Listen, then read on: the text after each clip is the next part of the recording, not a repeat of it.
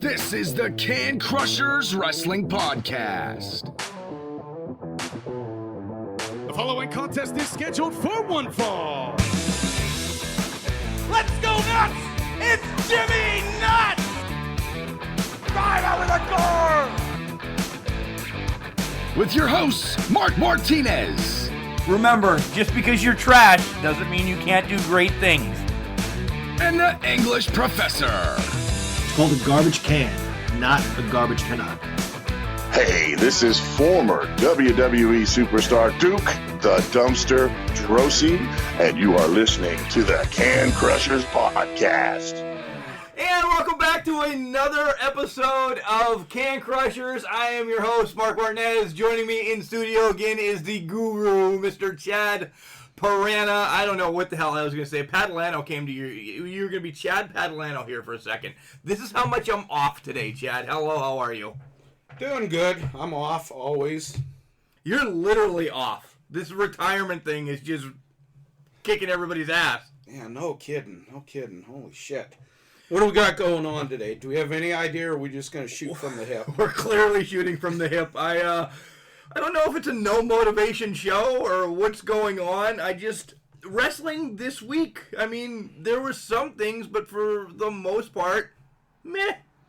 Yeah, it seems like this is kind of the lull between the the lull in shows between the big pay-per-views, because everything's coming up. Right. You know, the NWA pay-per-view's coming up, Royal Rumble's coming up.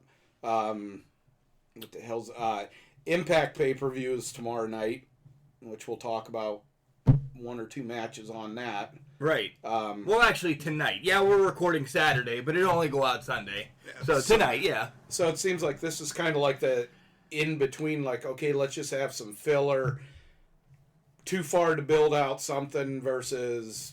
Oh, yeah, too far to look for something for WrestleMania, because that's something we can talk about. Too far to build something for WrestleMania yet, because storylines should not be written, right? But as Stephanie McMahon says, WrestleManias are planned a year in advance. Yeah. But with Royal Rumble, do you think it's one of the big four? I do. It always is, because Yeah. the Royal Rumble, you get out what your main events are going to be at WrestleMania, and you get other feuds, maybe not, your top matches, but you get other feuds in that coming out. So it's kind of like a starting point. Yeah, it starts the road to WrestleMania. Good point. Always one of the least amount of matches on it, because now with two Royal Rumbles, both of them going an hour plus. But my point is, what I'm trying to say is, that's where I think there should be more beef to these. You brought up the NWA Hard Times. That's legitimately 2 weeks away. We know some matches, but I don't want to go in next week that they're just going to jam all the undercard matches in our face. Or the main event. Is the main event going to be the TV Championship, or is Aldis going to get a match? Tag team titles on the line. There's a lot to fill in Hard Times right now within 2 weeks. Yeah, I'm kind of curious if you watched the NWA Power this week, and we'll talk about who's in the NWA right now. Right. That's one way to put it. Are they going to have the 6-man match out of there as the main event for the pay-per-view? And even at that, there's only one person identified on the face side, right, of who's going to be in. So, yeah, it's like they're kind of, some of them are going to kind of cram stuff in, and some of them are just drawing it out. WWE has the same amount of time, but they have so much more TV time. But we know it's going to be Bray against Daniel, the 2 Royal Rumble matches, so there's 3. Roman and the Usos probably taking on Corbin's crew. So with that's 4 matches. You have maybe 2 women's matches, maybe. So 6 matches, maybe 7 if you count the the pre-show, or whatever the hell you want to call it, because none of them call it the same thing. So the pre-show, you might get 1 match as well, but So it's a lackluster card, but this is where storylines start. But I don't know. Like I said, I don't know. AEW, some good, some bad. AEW, we'll get into all those. But what'd you do this week? I have been nothing but doing on air. Tonight will be the 5th basketball game of the week that I've done. So I've been busy with basketball. I've been my usual bum self. I've been watching wrestling. I watched New Japan Wrestle Kingdom the second night, and then they had another card the night after.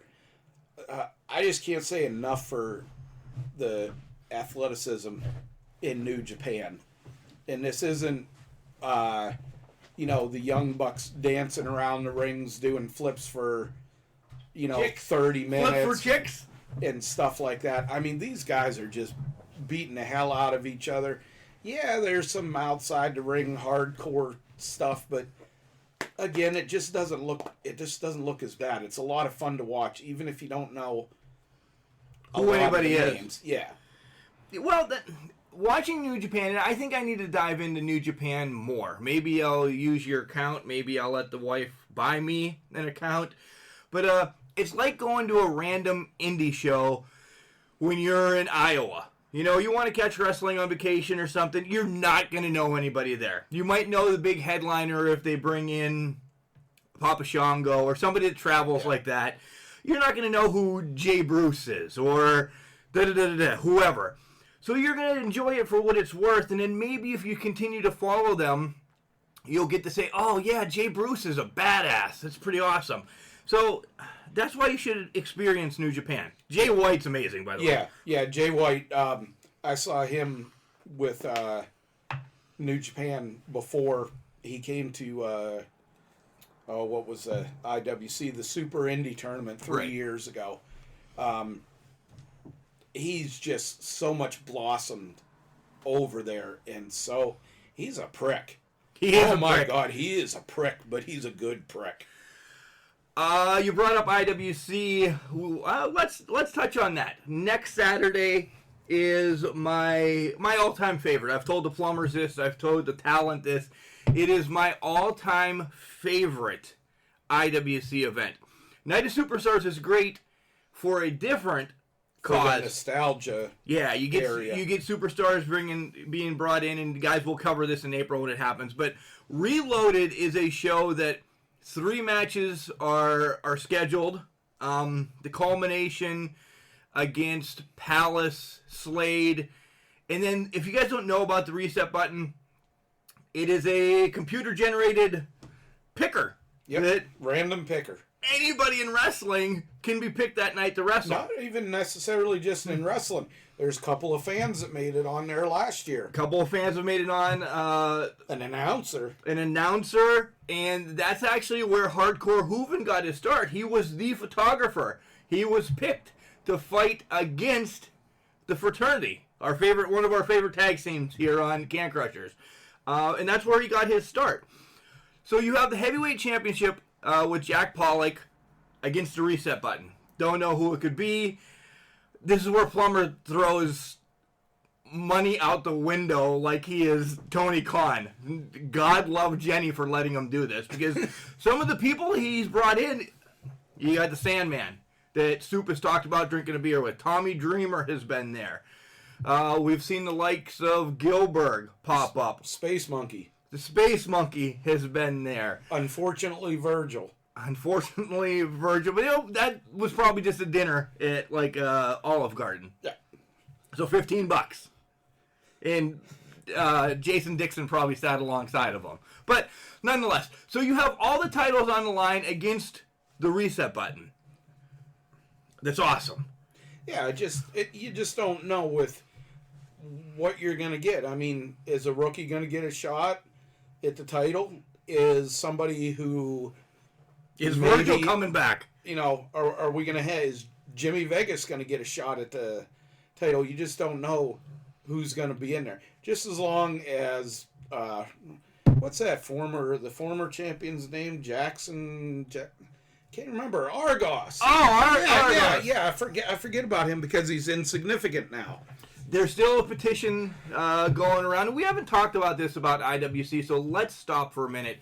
There's a petition going around that is trying to get R.C. Dupree off his suspension, indefinite suspension. Did you sign the petition? Yes, I think I did. You really sign it? Yes, because I look at it this way. Yes, he violated the rules of the match and interfered, but he hit Argos. That in itself is good enough to bring him off of it. Rules are rules. Rules are made to be broken. Touche, he hit Pollock as well. Yes, but he hit Argos. That's good enough. But he hit Pollock first. He still hit Argos.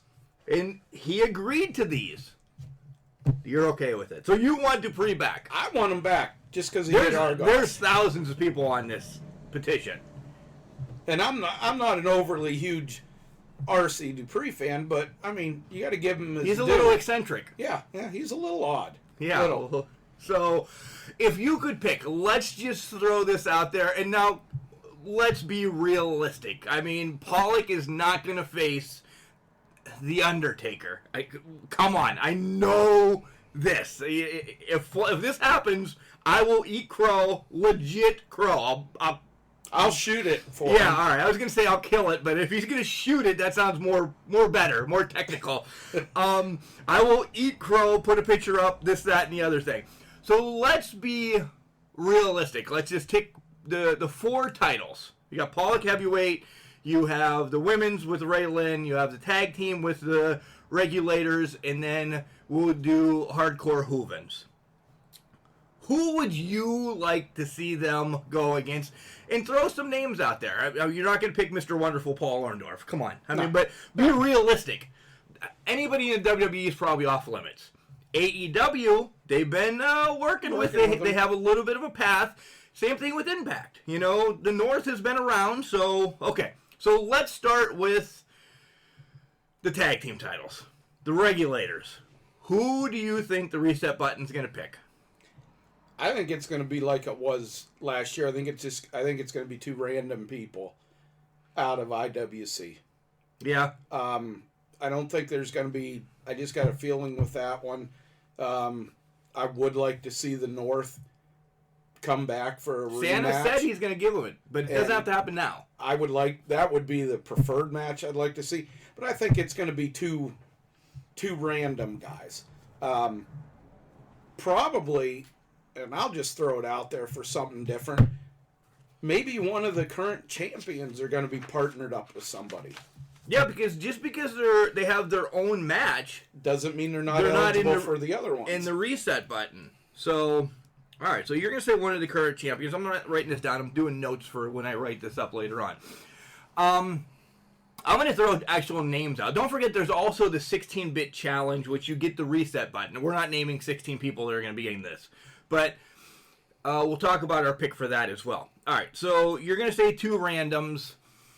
I agree. 2 randoms is not going to be a tag team. I'm going to say Jimmy Nuts gets thrown in this along with, I don't know, maybe it's that guy with a longer hair that's come back and he's acts kind of funny, strikes a pose like this. Who the hell are you talking about? I can't think of what the hell the guy's... RJ City. Oh, RJ City is perfect. Yes! I love... yes. I couldn't think of his name there. My apologies. There you go. I like that tag team, so that'd be a surprise as all hell. So let's go. My picks for the face Regulators, Jimmy Nuts and RJ City. I like that. All right, let's jump to the 16-bit thing because we'll talk about that too. Who would you like to have the reset button for next year? Well, I think, unfortunately, it's going to be Argos. Get it again. Again. Unless Bob Holly. Oh, Bob Holly's been announced that he's going to be at the February show, but that doesn't mean... Okay, so if he wins, comes in as a surprise here, Makes it perfect comes sense. to his February show, He can cash it in. he could cash it in. On any title, folks. It's just not the heavyweight title. It can be any title. Any title. So, all right. You say Bob Holly. I'm actually going to stick with somebody with the IWC roster.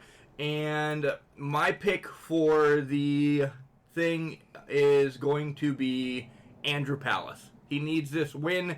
Yes, he's already in the tag match against the Culmination. Silly stuff happens. Palace needs to get back in the main event. So Palace gets this and runs amok with it for a while. Yeah? I could see that.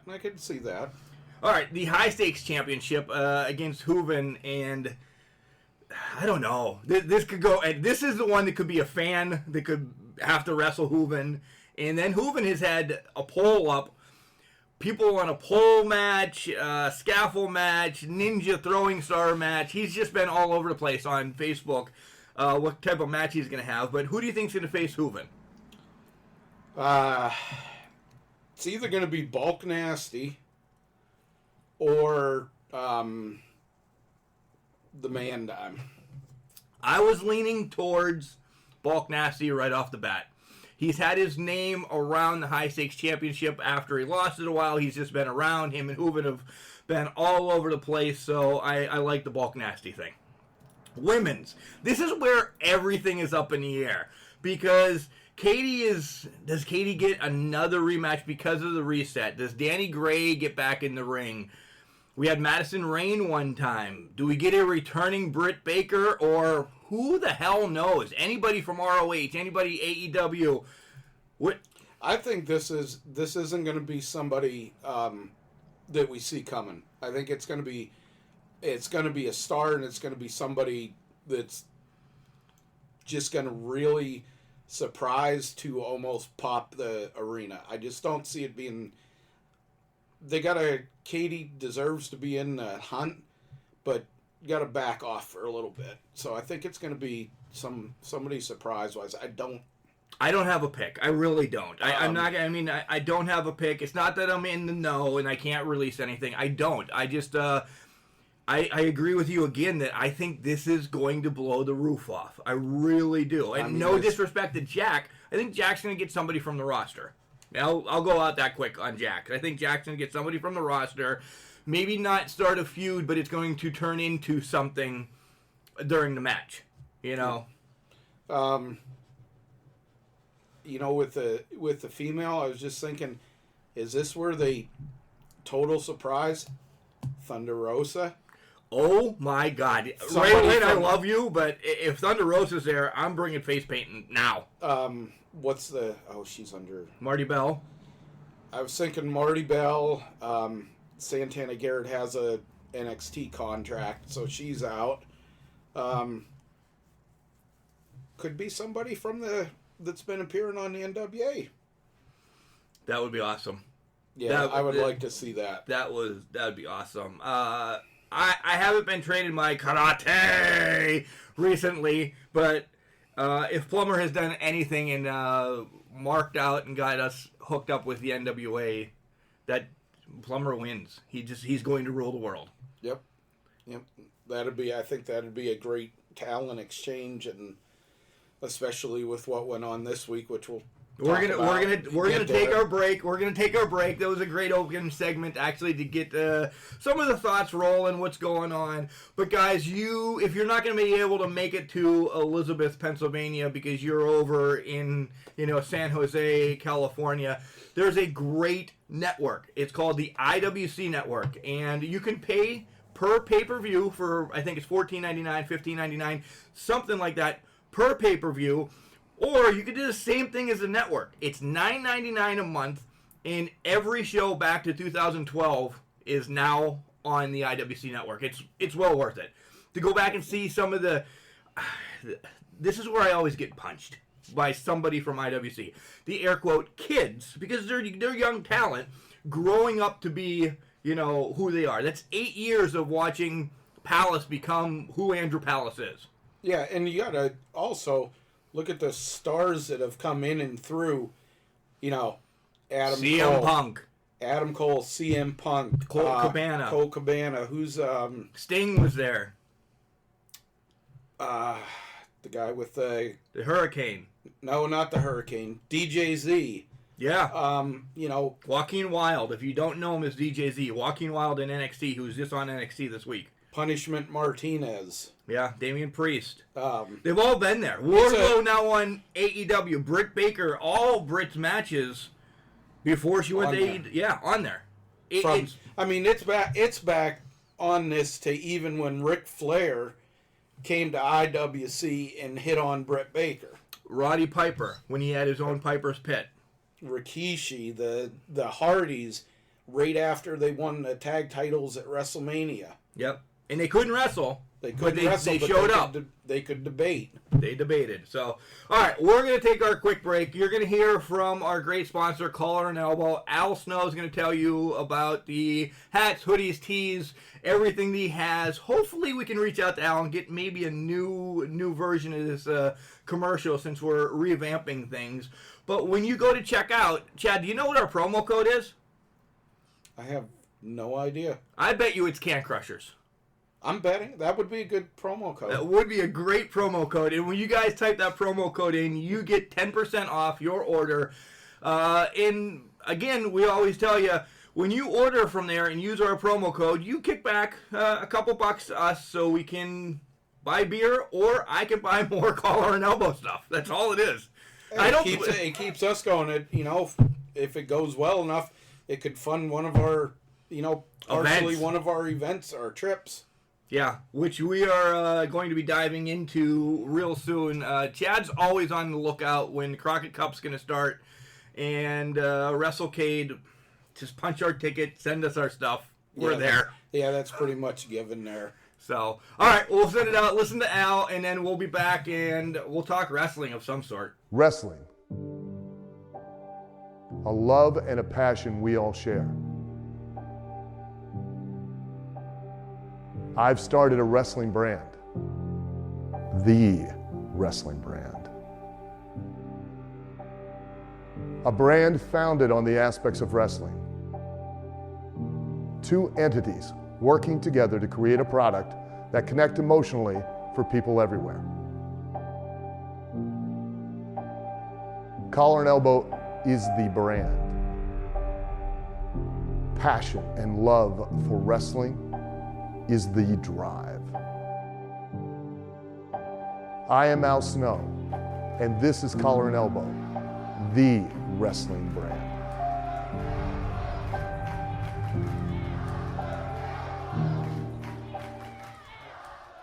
Hi, this is Bulk Nasty, and you're listening to Can Crushers podcast. I'm not sure, just two guys cornered me, so here you go. One of these days, Chad, I'm just going to leave the record button going the whole time because some of the shit that we say off air, one could get us probably in trouble. Two would make for, I don't know if you'd call it a blooper reel, but it's sometimes it's diabolical. We get some. Oh, we're nasty. Yeah, not like nasty like degrading, but we just get some comments and some storylines going that, I don't know, would probably make Vince McMahon blush and turn away. Yeah.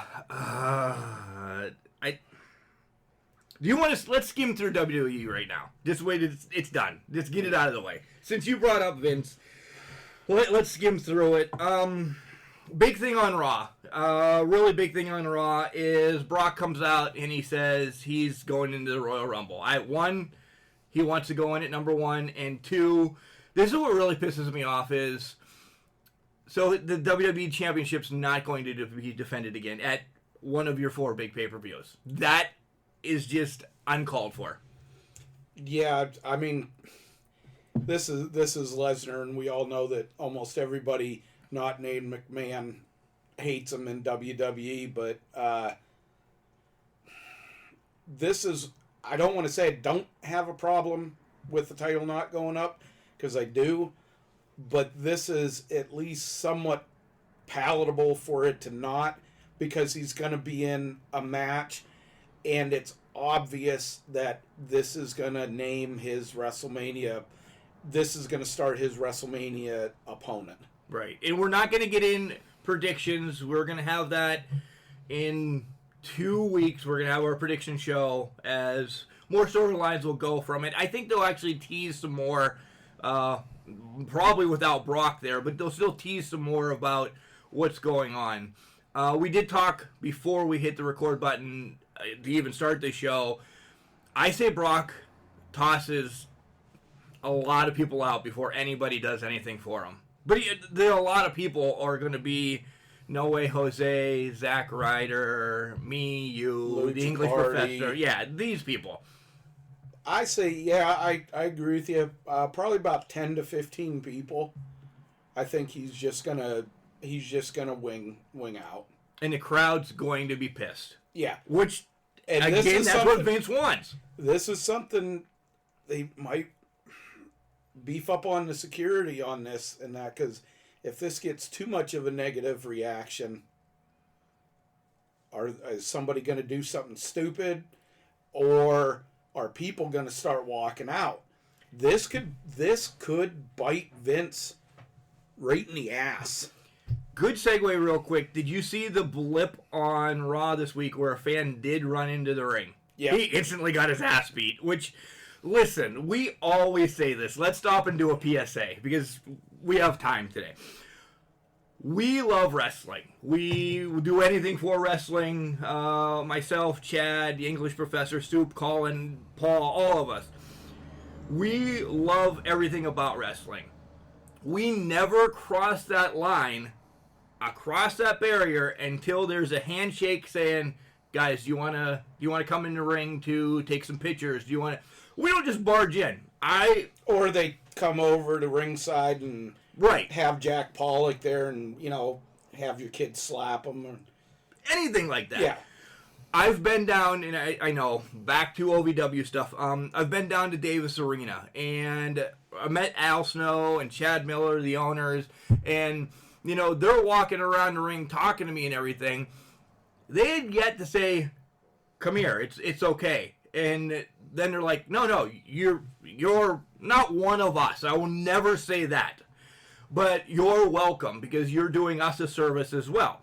Until that was said, the family and I didn't get in the ring or next to the ring to take a picture, even though I thought, yeah, it's going to happen. But not happening. Along with Asylum, let's talk about it. Crazy Shay is always welcomed in the ring. Jenny and Justin come in, take pictures for IWC. It has to happen every show for me. It's not that it happened once, I'm always feel welcome.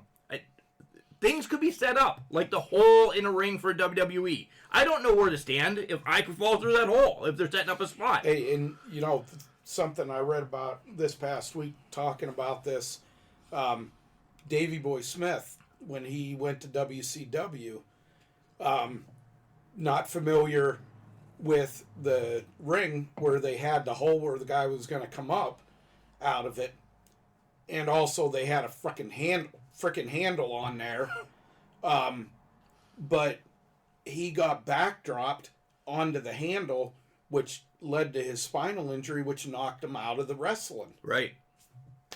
But guys, just stay the hell out of the ring. You don't deserve to be in there, first of all. If you you're dumb, because if you get in there, you're fair game. If you get your ass whooped at that point, you deserved exactly what you got. My favorite one is still Austin and Triple H. Go on YouTube, type it up, fan in the ring, Austin and Triple H. They pummel the shit out of this guy. And it's sad that we have to announce this at least once or twice a year. Don't be a dick. Yeah, the Bret Hart one. That's the great. Hall of Fame was, the best one for me, because that guy just got his ass whooped from a dash slash Dash punch. Wilder's Bam. punch. So that's the Brock thing. Ray against Almas. I think that put the feud a little bit farther because they unmasked Ray. Are we going to have an unmasked match or for the title? So, mask versus hair. Mask versus hair, mask versus title, something like that. The sad thing is, I really like this. Started a year ago on Smackdown between Ray and Almas, and it's a feud that you don't get pushed down your throat, but when they're in the ring, they work great together. Yeah. Very. I mean, regardless of what you think of Almas, he's a hell of a worker. His eye candy that he brings down to ringside. Oh my gosh.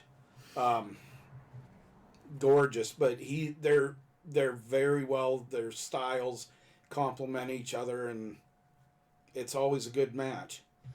Other than that, one thing you want to talk about AJ and RKO? It wasn't really, no. Yeah. AJ's your boy. Charlotte and Sarah Logan. What the hell have they done to Sarah Logan? Crazy Mary Dobson was amazing. They scrapped that because that was her indie character. They made her a half-ass Viking. They dropped this, and this is where you're going to get mad now. Now she's a freaking deer hunter, Well, they kind of hinted when she was in with the other girls that was the type of person, the country person. She's got antlers on her nose now. Now she's doing this, and it's just like they're burying her. They buried Liv Morgan. It's like, what in the hell are you doing? Yeah. Liv in the whole Lana thing. That's it. That's all we're talking about it. Big return on Raw. The Big Show. Legit big return. Good to see him back after his injury. 2 years. 2 years. It's good to see him back. He looked to be in tremendous shape. You could really see that he was happy, with the pop that he got and everything. And even you don't get a smile out of Kevin Owens and Samoa Joe often, but even they smiled when he was coming down. Over to SmackDown. The Miz TV thing was way too long. Yeah. Way too long. All right, we're going to have Miz and Morrison as a tag team. They're going to face the New Day, and they're going to win the titles. Yep, straight out. Did you see the move that Morrison made to take Kofi Kingston, or not Kofi Kingston, Big E out off of the corner?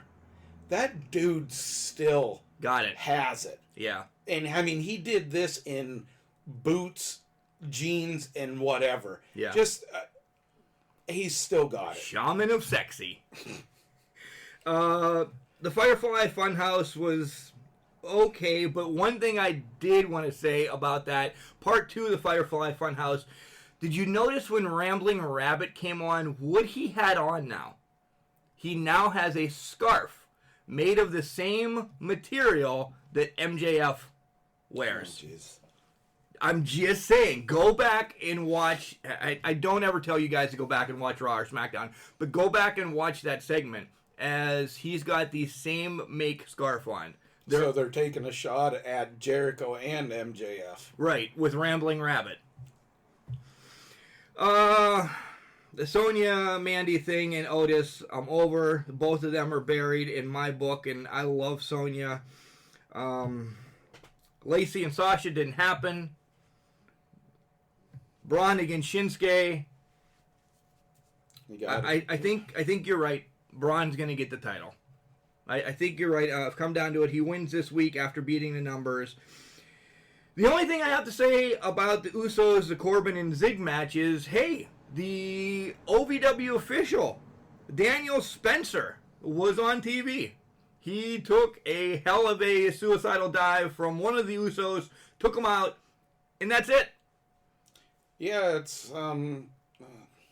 glad to see the Usos back. Hope they can stay sober, stay out of trouble, know where the hell they're at, things like that. I'm done with Corbin and Ziggler and Roman Reigns, and what's coming up this week?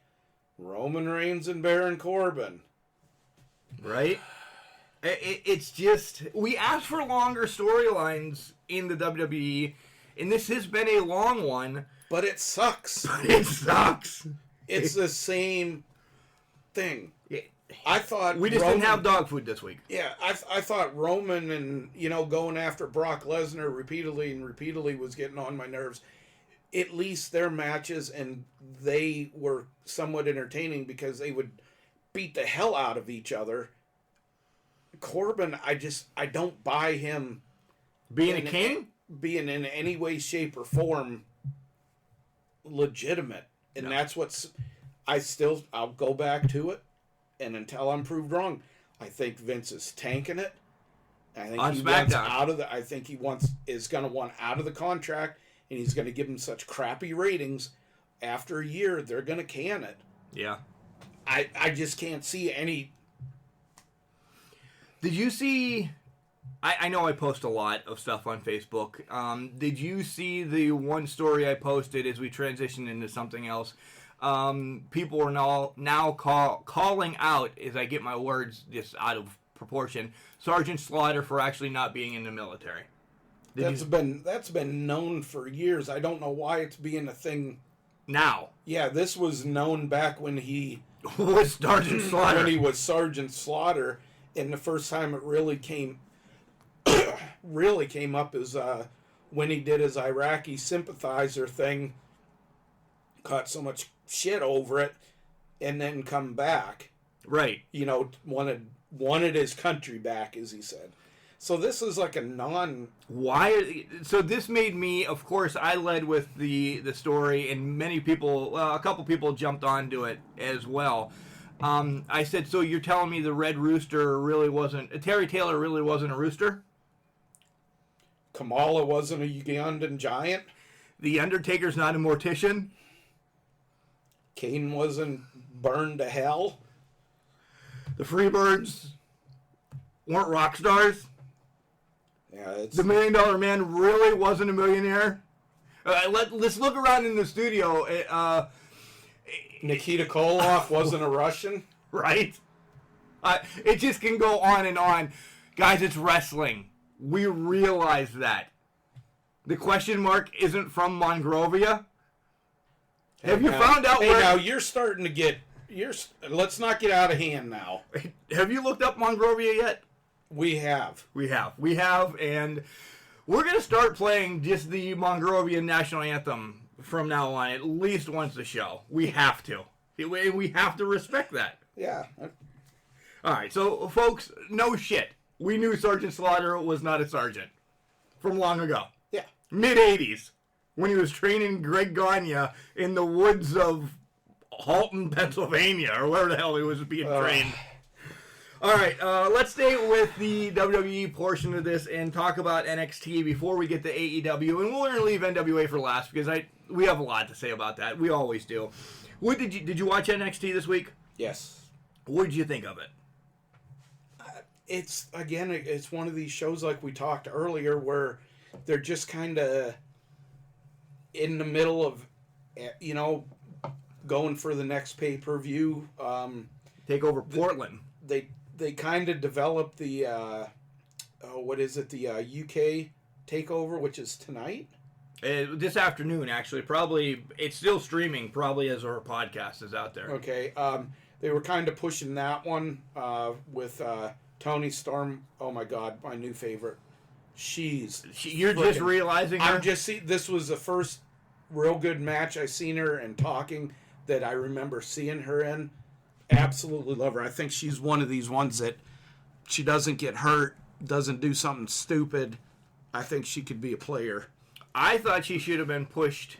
I don't want to say to the main roster. I think she should have been pushed after the first Mae Young Classic where she had some great matches. I've always been a Toni Storm fan. She did have a little bit of a ding up. I don't know. I don't remember if it was her knee or something. I mean, not a long time out, but just had to sit out for a little bit. Yeah, there's something about her that, not besides her looks, I'm saying. Besides her looks, she's just that damn good. Yeah, she's a physical, solid woman's wrestler, and not to degrade the ladies, but you don't see that a whole lot. Right. The physical aspect of it, the punishing aspect of it. Still not a Rhea Ripley fan. I think they shoved her down my throat way too much from the Survivor Series thing and the War Games, and I don't know. Io, everything I'm reading, Io and Kairi are in the midst of talking to go back to New Japan as soon as their contracts are done. Neither one are really happy with what's going on here, and they're going to get boatloads of yen thrown at them. Yep. Yeah, they got a lot of money coming their way. So it sets up a match between Ripley, LeRae, Storm against Blair, Io, and Kay Lee. I like Kay Lee. I don't get to watch UK a lot because, legit, there's 12 to 13 hours of wrestling that I watch a week. My wife wants to watch, Game Show Network once in a while with me, and I like it, so I need to. Yeah, there's a lot out there. I do like the Dusty Rhodes Wrestling Classic. They put on great tag team matches. This year, there's a lot of good ones. They got, of course, the Undisputed Era's in there. The NXT UK Gallus champions are in there. This one, to me, is the best one. Legitimized. Yeah, it just looks a lot better than the other ones. Besides, whoever Bro's partner is, I hope they're eliminated. The downfall is I think they're going to be the ones that end up against Undisputed. I really do. Bro and whoever are going to end up. Undisputed Era is going to take their side of the bracket. I think it's going to be in the finals. The Undisputed Era and the UK Tag Champs. They just beat them. They just beat Gallus. I thought they were on opposite sides. Okay, my mistake. That would have been great. Yeah. I see them having the Undisputed Era win. I would be happy with that. I really would. Just because they're pushing the hell out of them right now, and this is what makes sense. When you have something like this, you run with it. You don't bury it for 3 or 4 years and then try to push it down people's mouth, down their throats, like Roman Reigns. What? Come on, the Rumble where Reigns was the next to the last one in. I know. I'm joking. They should have pushed Roman Reigns at that point. He would have been over. He would have gotten over. And they dicked around. Then they waited almost 3 years to start pushing him. And by then, it's like, great. Yeah, yippee. Great to see DJZ or Joaquin Wilde end up on NXT. He took the loss. Johnny Wrestling comes out, calls out Finn Balor. Clearly, Balor says, "Hey, you finally got cleared to make a promo." I love that shot, Adam. Mia Yim against Caden Carter. We have a new alliance. Big Robbie E. or Robert Stone and Chelsea Green are what the hell are they called? The Robert Stone brand. I'm glad they're using Chelsea. I've always loved Chelsea from IWC. Yeah, very personal, and she can wrestle. Yeah, she's a good chain wrestler. Yeah. And then the big match, Damian Priest, Cameron Grimes, Dijakovic, and Keith Lee. Guys, I've said this, Keith Lee is going to win every match until it's a title match, and then he's not going to win. See, You think he's going to take Roderick Strong? Not yet, because Undisputed Era needs those. They don't need them. I don't think he's going to win the title.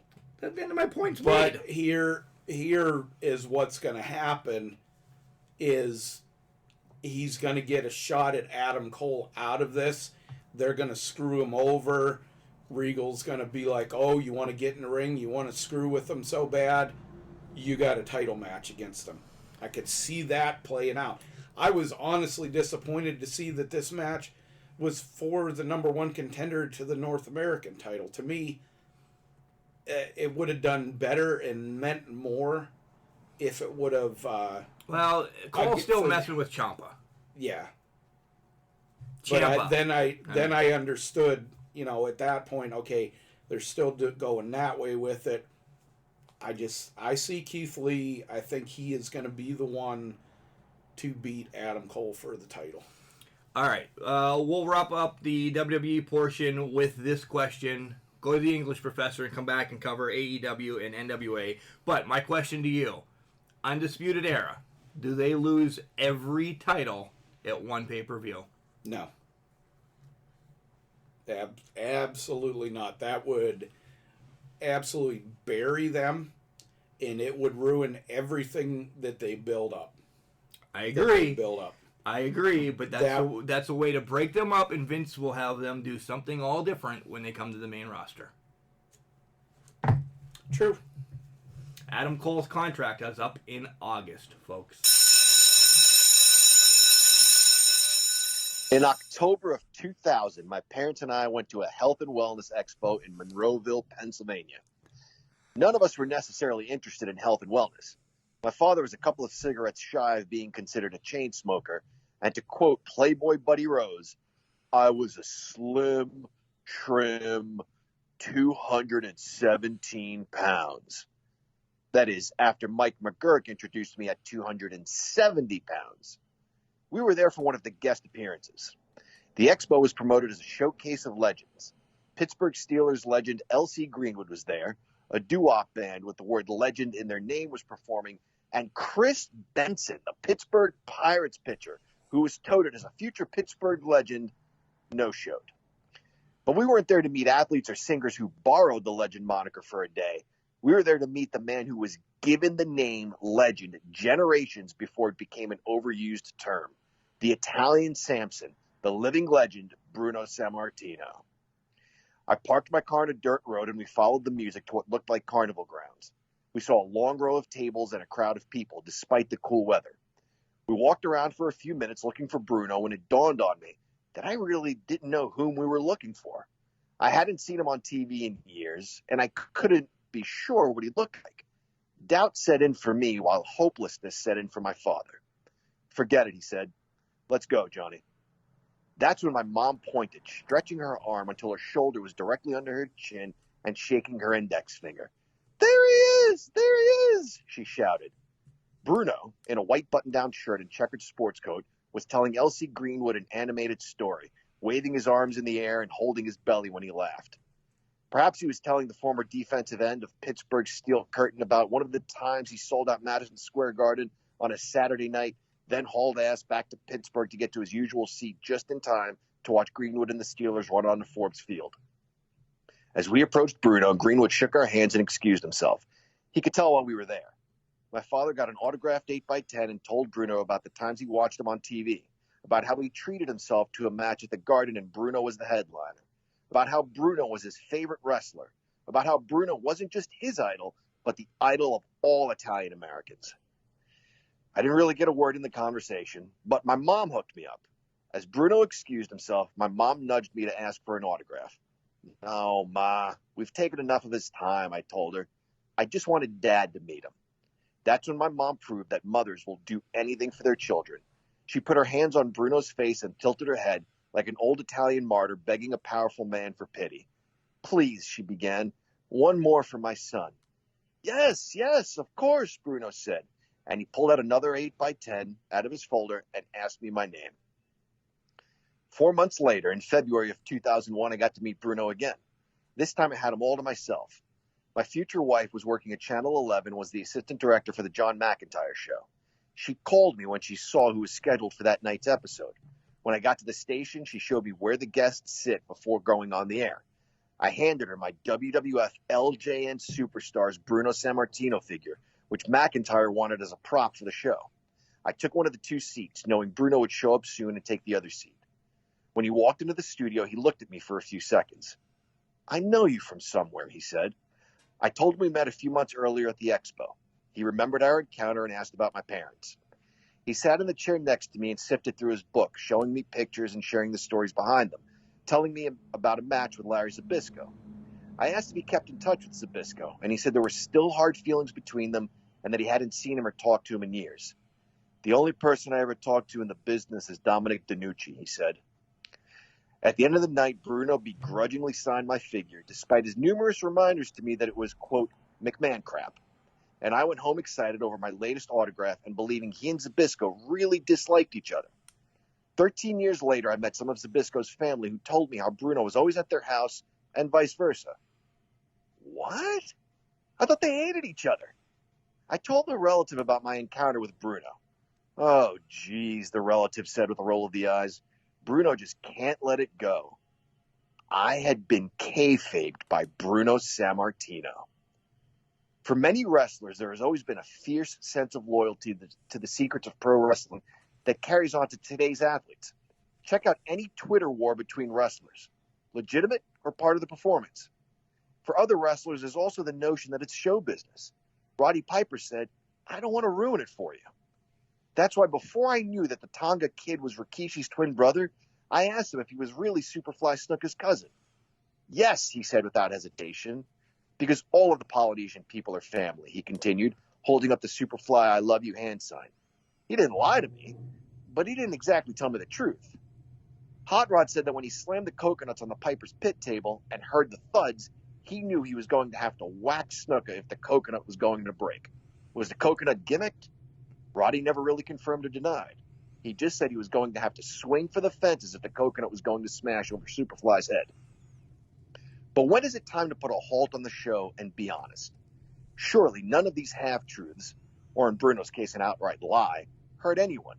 In fact, they got me to believe. The stories were fun and reminded me why I loved wrestling. Scott Hall said Vern Gagne taught him that as a wrestler, you're always working. Your mailman doesn't deliver Scott Hall's mail, he said. He delivers Razor Ramon's mail. And what about the bad guy? Had he not told Vince McMahon about Scarface, Hall may very well have been G.I. Joe. Hall's father was a hotshot pilot in the Army, but Hall had never served. Would he have taken the job? Given the fact that Hall called Pat Patterson every day for however many years straight, it's safe to say the NWO founding member would have played Gomer Pyle as a wrestler and tripped over his own tights, if that's what Vince wanted. Would Hall be accused of stolen valor? Although he was taught that he was always on the clock, Hall strikes me as someone who wasn't married to the business and didn't take his gimmick too seriously. I don't think he'd still conduct interviews today as though he were a former soldier, but that's just a guess on my part. Just like I believed the Tonga Kid and Bruno Sammartino, I believed Sergeant Slaughter was a Marine. Bob Backlund did the Harvard step for an hour straight. He started at the beginning of an episode of Superstars. I don't remember the card, but I'm guessing Snuka jumped off the top rope, Andre the Giant made a manwich out of 3 squash guys, and Frank Williams got smacked from one corner to the next.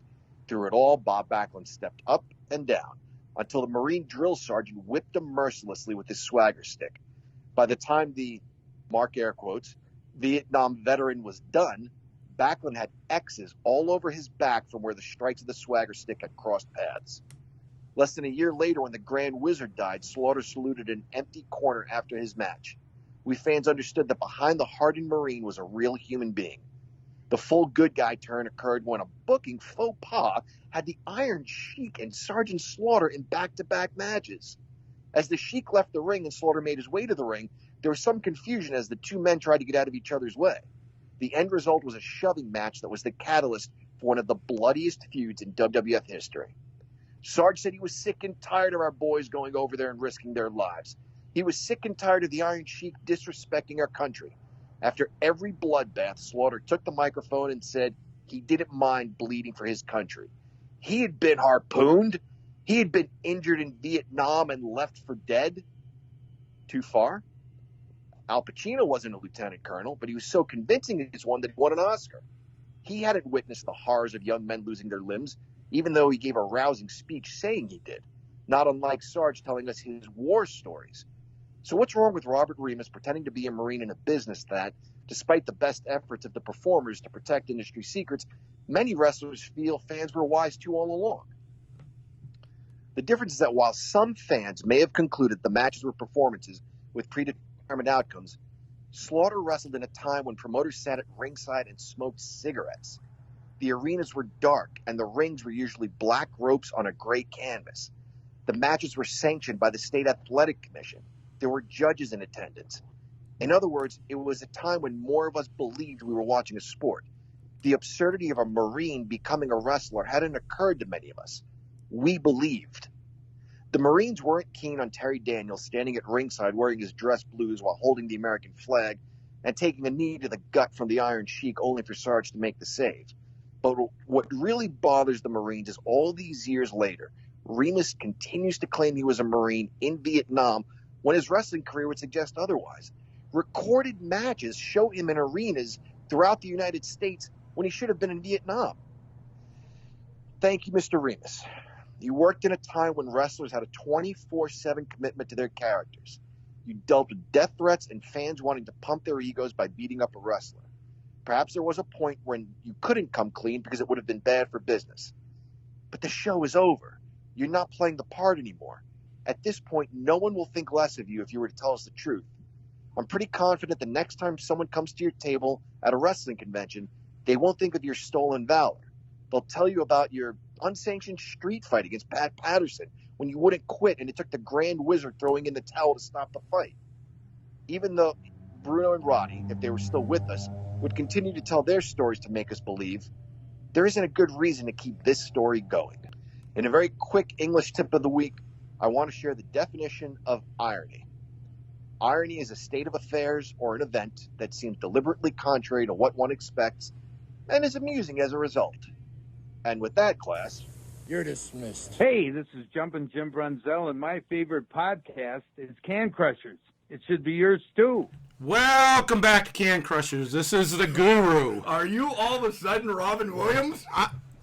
Good morning! No. So, wow, that was... I hope everybody now turns up their volume a little bit because you just yelled in their ears. They're like, shit, what are they doing? All right, let's tackle the second half of the Wednesday Night Wars. Ratings were out. We'll talk about those. AEW almost doubled NXT this week. That's not surprising with the lineup that they announced it early. Yeah, they're being smart and announcing 3-4 matches right off the bat. What I was disappointed about on AEW is they had the teaser for a week or two that they were going to talk about the Memphis superstars because they were in Memphis, folks. Yeah. And I thought, oh man, that's awesome. I can't wait to watch. I'm watching it anyway, but I can't wait to watch it to see who they have, this, that, and the other. The big celebration is on their YouTube channel or whatever. Damn it! Dark, yeah. AEW Dark. I was kind of bummed when they said about it's going to be shown on here. It's like, what the hell? Why not do that? You could have scrapped. And we'll go through, and you could have scrapped a match. One match I really just could not have cared about. You could have scrapped that and did something. You had Lanny Poffel talk for a minute on live TV, which was clearly taped to be on live TV, but I would have liked a little stroke for them live. Yeah. It would have made better. You didn't have to have them all come out individually. Keep them up on stage.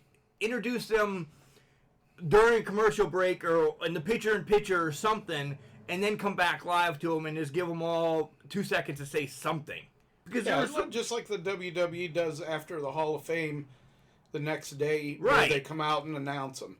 I'll say straight out, the match you could have taken out and done this was the Christopher Daniels exactly. Get rid of that. It was good to see Lanny Poffo, but right. you could have had a couple of minutes to take care of the legends and at least give us that. If you had other stuff going on with them, that's fine. Put that on Dark, but you should have had something with the guys that were there. That's our bitch. Hangman and Omega against Private Party. Not a bad match, but what I like what they're doing with Hangman, do you read what's above his stats every week? Every time. Great. This guy needs a raise. He needs something because he's the only one that I pay attention to. He's drunk. He's not paying for the $12 that he stole from Private Party. Don't touch another man's drink. Don't touch another man's drink. And I like how this ended. Omega gets the win. Great. Match was good. Whatever. Omega leaves because Pac calls him out and runs after him. Hangman goes in the crowd and guzzles 4 or 5 beers in 30 seconds. I've liked Adam Page since I've seen him in Ring of Honor. He's got the talent there. He just needs to break through with his promos a bit. And to be honest, I think that this thing with Kenny Omega is building to where Page is going to turn on him, and I hope Page beats the piss out of him. I hope so too. I think they could have a hell of a match, but I hope Page beats the piss out of him. Yeah, I agree. I've said this before that Hangman reminds me of in stature, height-wise, Barry Windham. He's just perfect for that, and they need to run with him. Yeah, he's very, very smooth in what he does. It almost looks effortless. Yeah. In his moveset and everything. Statlander against Riho, I could have cared less about this match as well. Brandy on commentary, I don't know if it added anything, subtracted, but showing that Sheeta and Britt were at ringside, instantly know something's going to happen. They teased that way too soon. That they were at ringside. Yeah, you could tell one way or another something was going to happen. Was it somebody gets thrown into them? Whatever. I'm going to say this: Brandy on commentary was horrible. I'm never one for non-wrestlers to be saying anything degrading about the wrestlers or talking them down or anything like that. And I don't care for her as an on-camera personality. You can tell that and this is going to ruffle your feathers, and I brought this up for a reason. You can tell that somebody at AEW is listening to Jim Cornette's podcasts. Because Brandy said the same thing Cornette does. Why are you wearing that stupid mask? Why are you ugly underneath? Why you haven't wrestled in so long? The same thing Cornette has said. Yeah. So somebody's listening and putting that in to the ear. Maybe it's Brandy. I don't know. But just to... If you're going to copy us, I don't know if you should. I mean, these are our thoughts and our, whatever, suggestions. But Brandy Rose isn't going to say, man... Britt Baker should join the Collection Nightmare Club or whatever the hell they're called this week, which I think is going to happen. But her to say verbatim what Cornette says, I don't think that's right. If you're going to say Cornette, you better talk about Bischoff. You better talk about JR's, which they do. Anybody else that has, you're feeding into him. Yeah, she sounds too rehearsed. It's like she always has something, but she got it from somebody else, and she's putting her spin on it. So after the whole thing, Kong gets involved. Kong gets involved, and Riho again gets a win that she doesn't deserve.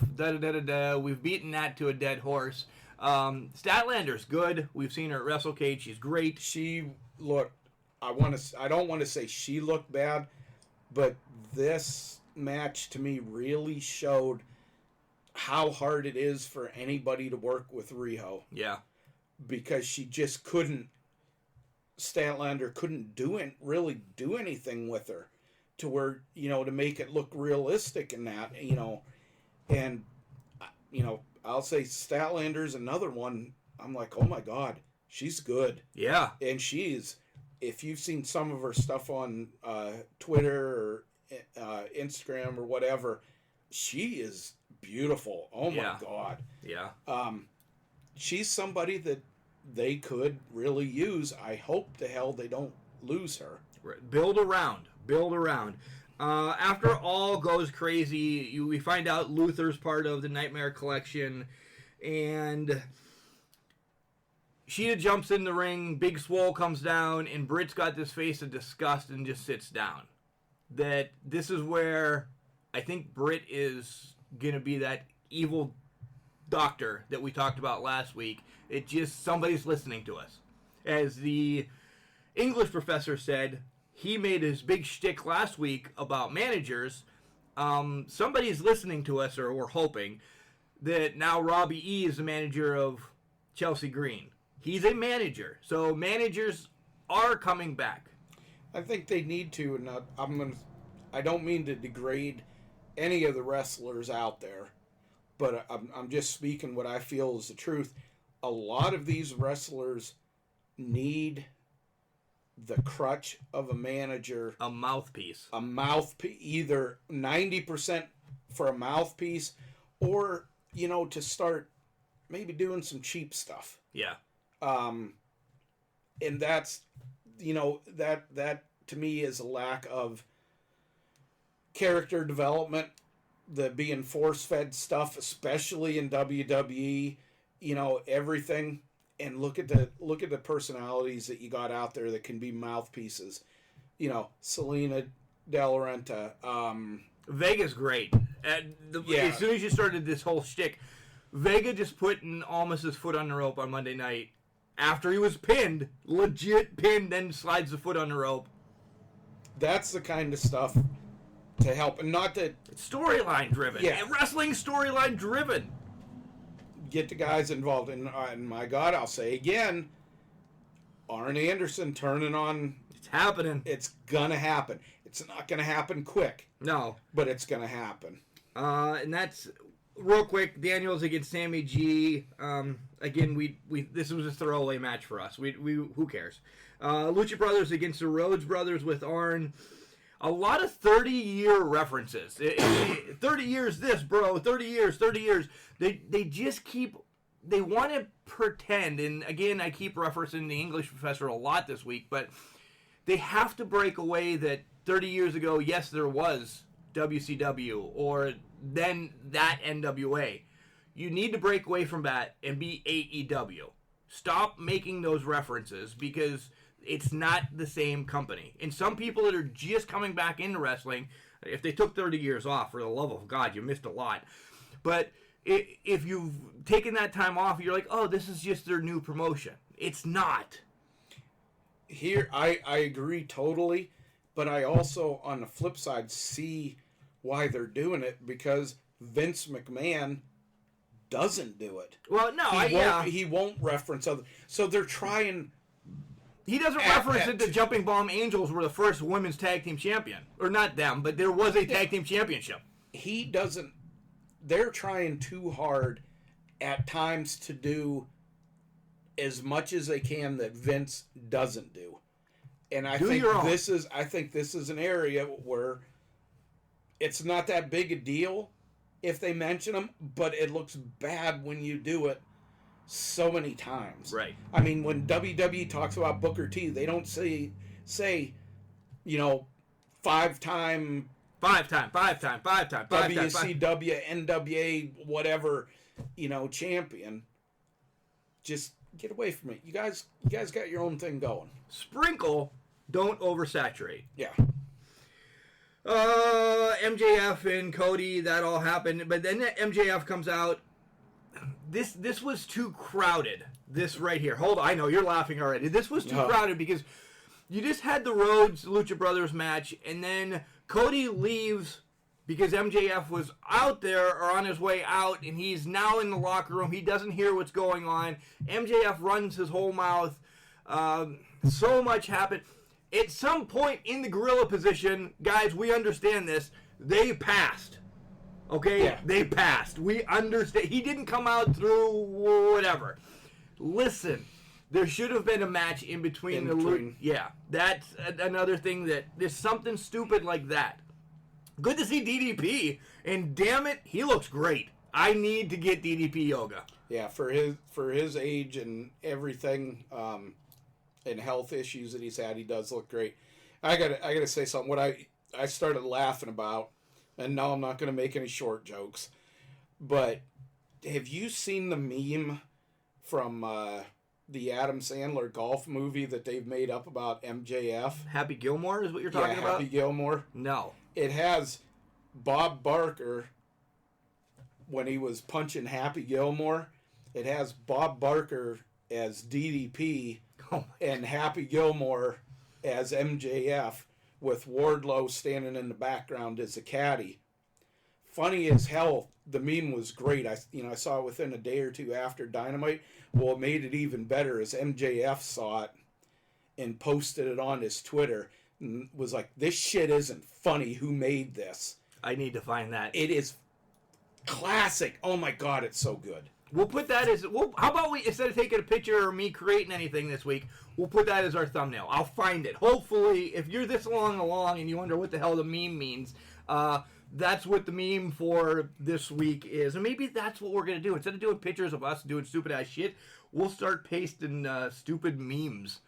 Because you have all the time in the world to find shit like this. Yeah, so. This was great. It is one of the funniest things I've ever seen in my life. So much happens in this. The Butcher, the Blade, the Bunny come out. QT and Dustin make the save. It sets up for a match next week that they've already announced. DDP, QT Marshall, and Dustin are going to take on the Butcher, the Blade, And who was the other one? Is MJF in this match? MJF has to be in this match. He's got to be. Yeah. Yeah. Yeah. I had to think on that for a second.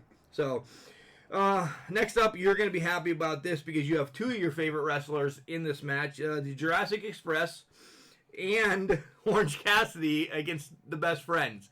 I figured you'd turn the TV off during this match. I turned the volume down, but I'll say this every single week that he's in a match. Luchasaurus and that kick is the best kick in wrestling. Right now. Not only for a big guy, but he gets that kick up. He puts it in under the guy's chin and then follows him down to the ground, to the mat like he's stomping him. Yep. And it just looks great. It looks bad. Oh my God. It looks like he's killing the guy. It does.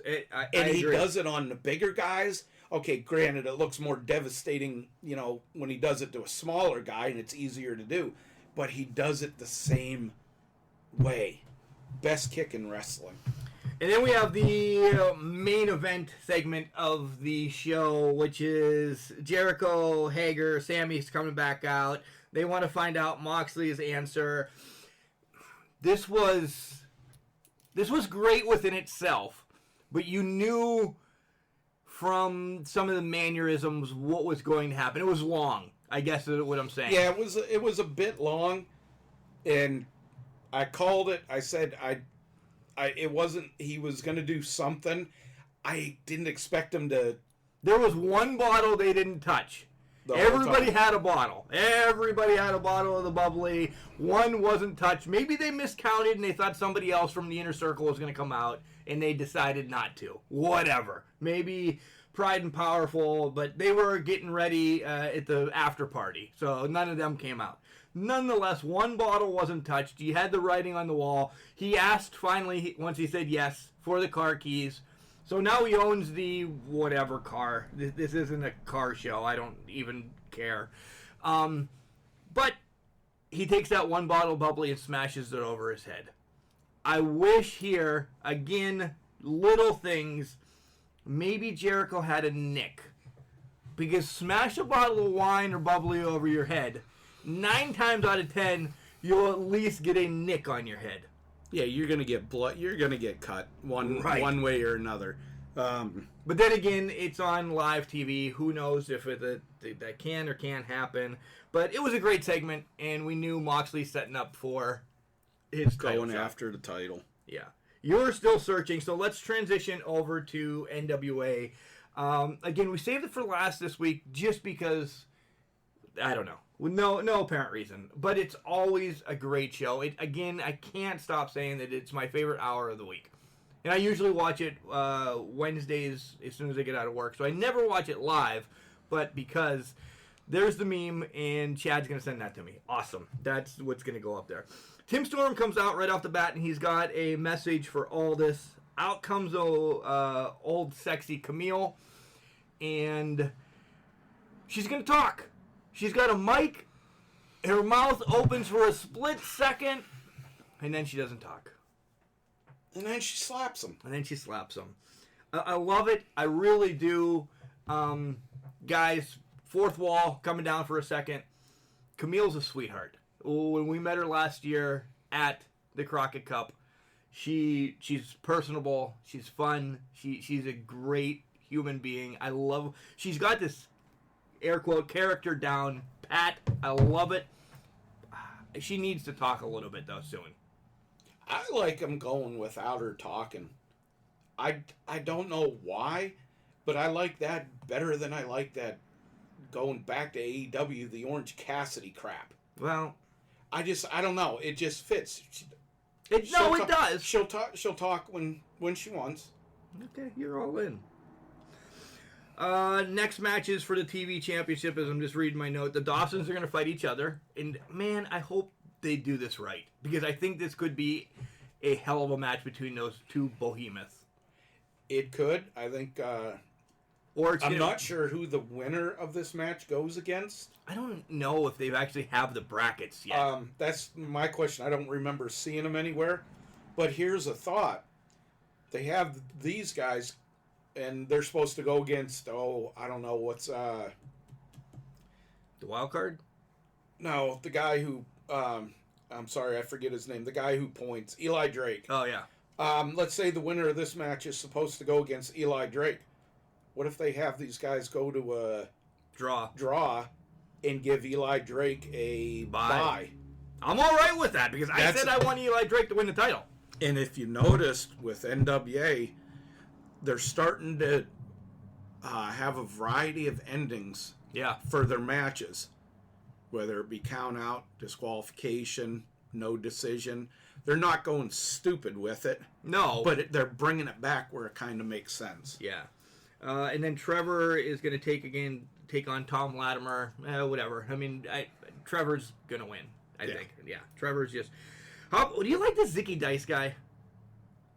I'm not sure where I stand on him yet. Yeah, I'm kind of... He's entertaining. He's a generic Boogie Woogie Man to me right now. Yeah, he's... And I wasn't a Boogie Woogie Man fan. But where are they going to go? I'm kind of on the fence with him. I do like Caleb Conley. I like him. He's athletic.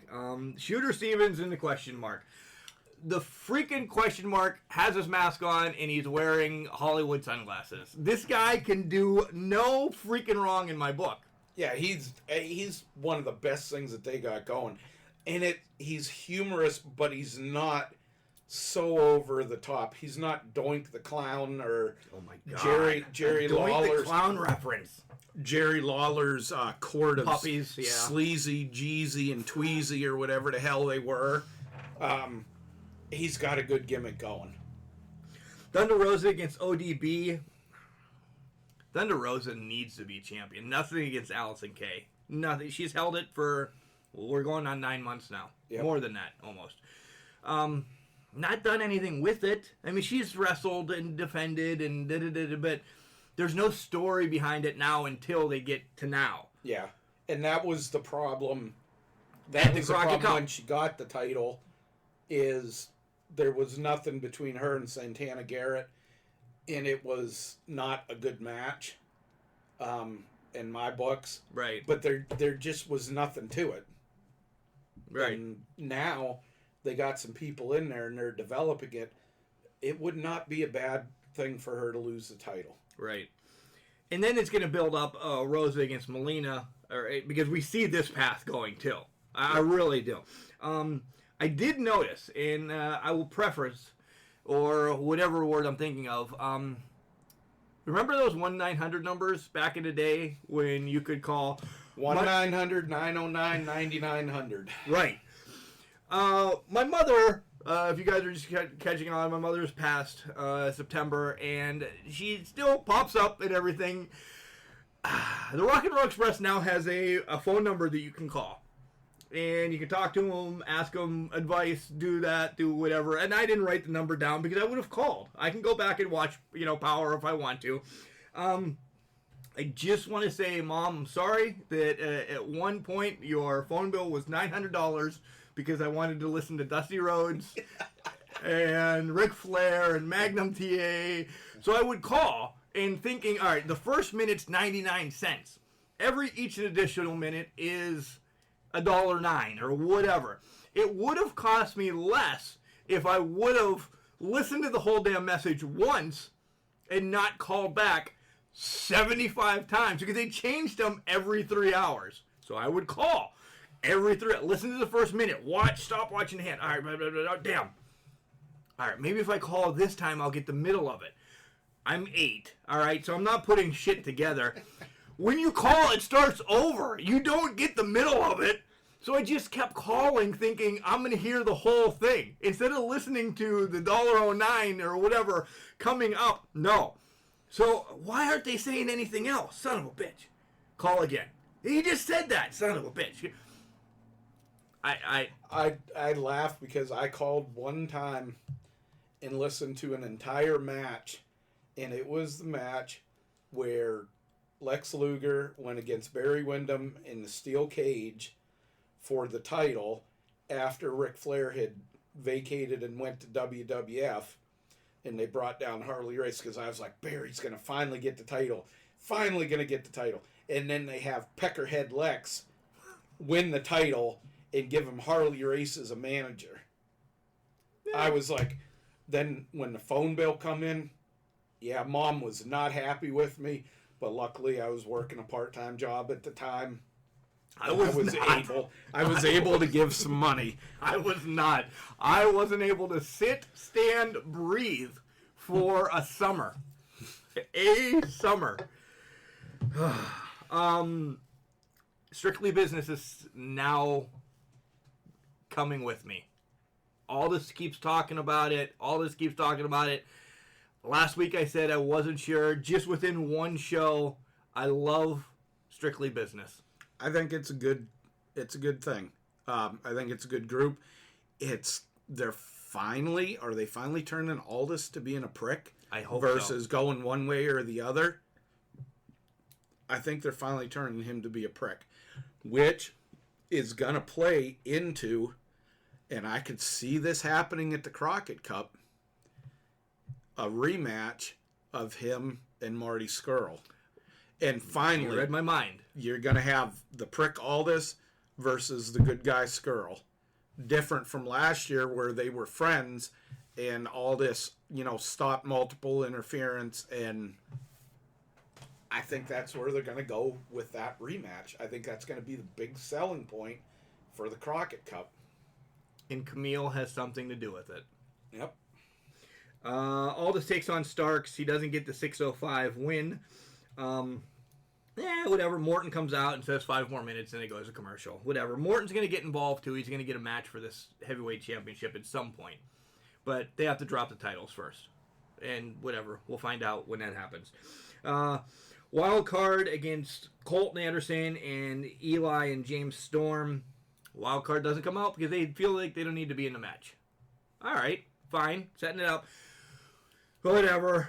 Don't care. Whatever. We're moving on. And then this is where NWA just gave me a sour taste in the mouth. This is... Chad's already pissed. When I heard the music, I felt ill. Stop. Go back and listen right now to a little bit of our WrestleCade when Chad met somebody he was extremely happy to meet in time. I've told him stories beforehand. He got dicked over because of a price. If you guys are putting 2 and 2 together, you can finish this segment now. Yeah, Scott Steiner. Why him? Why? Anybody. Virgil would have been better. I would have almost... Why? Marty Jannetty. Anybody. Once Steiner comes out... Is Kamala still alive? Yeah, but he's not doing well. Oh, I know he doesn't have legs, but he'd still be better than Steiner. Anybody. Steiner. People, it's just... I don't know... I can't say that he works well. When he was Scott Steiner with his brother wearing the singlets, inventing the Frankensteiner, I was in. He becomes Big Papa Pump and ego and this and that. And the roids. Yeah, all of this, he has the reputation. There wasn't a big pop for him either. No, it was more of a groan. Right. Because they're expecting, them to bring in somebody huge. And it's Scott Steiner. So this sets up, like Chad was talking about at the beginning of the show, Aldis is not in this 6-man match. It's going to be Wildcard and Scott Steiner taking on Ricky Morton's team of Robert Gibson. And 2 people to be named. And the reason Aldis doesn't want him or Morton in this match is because, if Morton's team wins, he gets a shot at the title. And he doesn't want Morton to be crying that he was hurt going into the match. So you automatically know who's going to win the match now. Right. Now it's the thing of, okay, who does Morton bring in? Right. After the Scott Steiner thing, I don't know. I have no clue because that literally opens it up to anybody. Can Rick still wrestle? Can he get Rick Steiner? I don't know if Rick is he does, capable. but he doesn't. He's able to. I don't think it's pay-per-view worthy. Yeah. of Hard Times. Yeah. But neither is Scott Steiner. Yeah. I mean, know. who do they bring in? Who would be? I'm honestly at a loss because when you sign Scott Steiner to anything, you're signing the bottom of the barrel. Touche. And so anything, I just hope they don't bring in like Cowboy Lang or Sky Lolo or oh my God, something. I mean, now the possibilities are just. They're endless. They really are. In wrestling, the possibilities are always endless, but who knows? It really. I mean, I'm looking around pictures we have in here that who could it be? Could they bring Scott Norton in? Could they? They're all tied together at some sort now. Anybody is tied because I don't know. Off of who they're going to bring in. Ricky Morton getting a shot at the title. Does he win it? No. A 1 month over thing. Well, I'm saying, what direction do they go with this? One possibility: does he win it? Would love to see it, but I don't see it happening. Right. But here's something. I'd love to see it too. The Rock and Roll Express all-time favorites. Here's something that I see happening. Would it not be a good opportunity to turn Robert Gibson and Ricky Morton against each other? Have Gibson interfere? Have the Rock and Roll Express lose the tag title, and then have there be issues between them about, oh, you were so focused on your damn title shot that you forgot our team. Is this where they're kind of going with them a little bit? Let's leave all those for next week, because that's a great way to, because next week we'll dive into Hard Times, because it'll be the following Friday. We can talk about Hard Times pretty heavy next week, because we'll know more about what's going on. They have to announce matches this week. Yep. You're going to get who Ricky has as partners. That is going to be the main event, I would imagine, which means the tag team titles won't be on the line, or did they lose them at this taping and they finally shut up about social media, which I'm happy. People there know what happened. The tapings, they know what happened. Hopefully they put I don't know, cease and desist. That's not what I was thinking about. Like a mute button on it or whatever. I'm going to get called out for this. But that don't tweet what happens at Power anymore. Because we could have known for weeks now what happened. Well, we knew for a month and a half that the Rock and Roll had won the tag title. More than that. See, that kind of killed it for me. It was good to see it. But the problem... You're just wondering when they're going to... Yeah. So what date they were going to put them on. The problem with, doing the social media thing is you have the fans there. The fans are going to be the issue. They can get the wrestlers to not say shit. Right. But you're going to have the fans there. But they've been pretty quiet the second round of tapings. They could have announced... I didn't see anything about Steiner being brought out. No. It's been, 3 weeks now since the pay-per-view. They could have said, hey, Scott Steiner here, Monday night, but we'll just see when he's released. Well, whatever. Scott Steiner. All right, guys, that's going to wrap us up. Next week, dive into NWA Hard Times. Yep. We'll touch on IWC's pay-per-view that is this coming Saturday.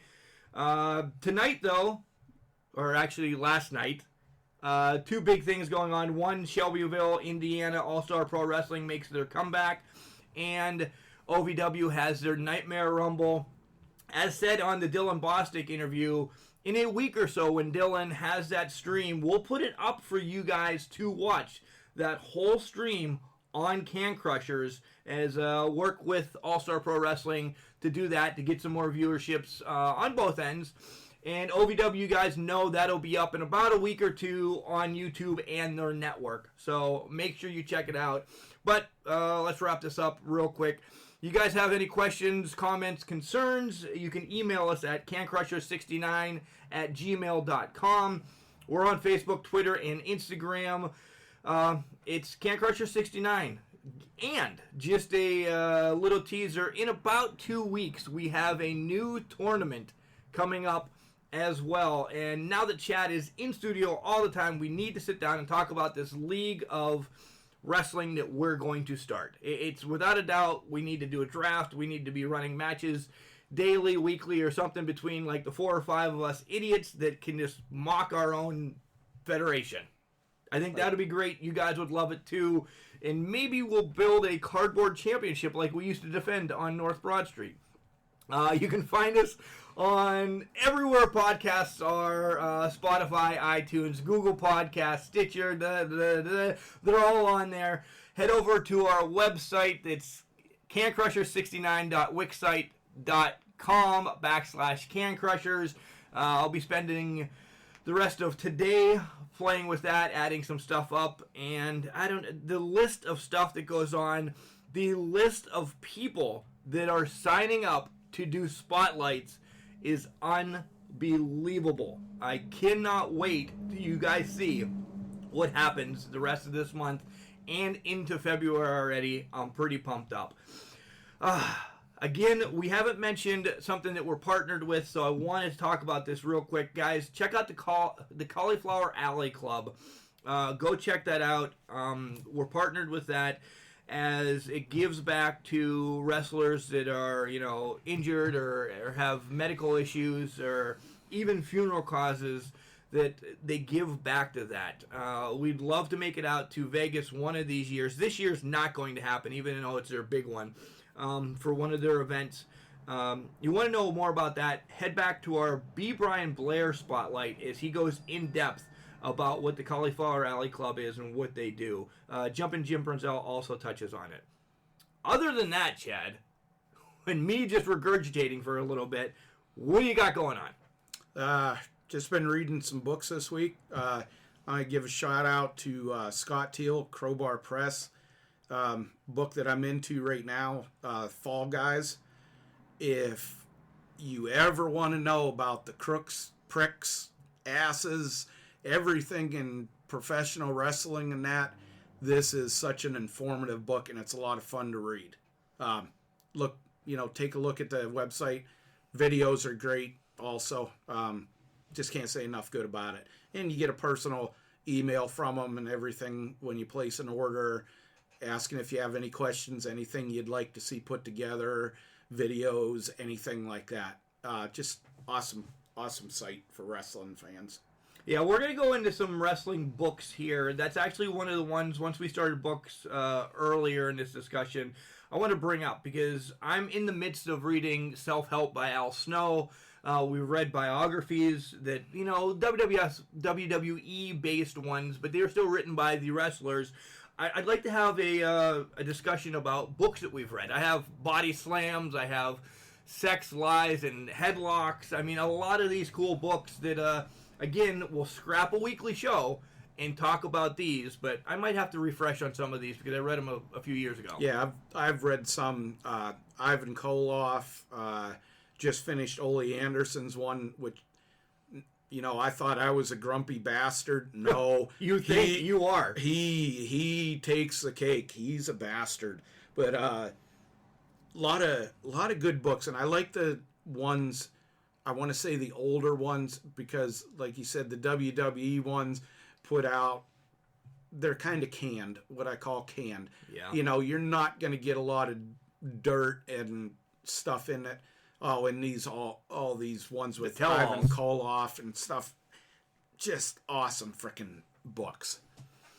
All right, so that's one of the things you guys can look forward here in the near future. But remember, just because you're trash doesn't mean you can't do great things. It's called the Garbage Can, Chad. Not a garbage cannot. We'll see you Wednesday with a spotlight with a big man.